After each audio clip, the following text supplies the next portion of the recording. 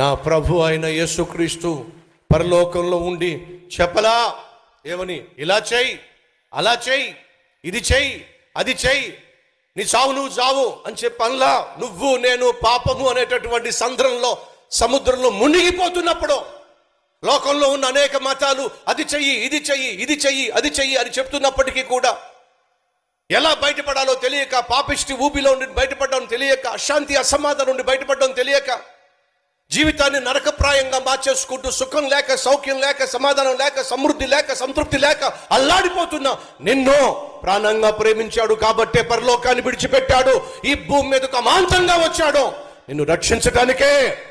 నీలా నరునిగా జన్మించాడు, నీ కోసం నా కోసం శిలువలో మరణించాడు, నిన్ను నన్ను పరలోకానికి చేర్చడానికే నా ప్రభు అయిన యేసు ఈ లోకానికి వచ్చాడు.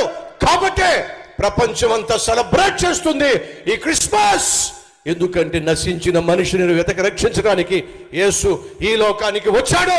శుభవార్త, సకల ప్రజలకు శుభవార్త.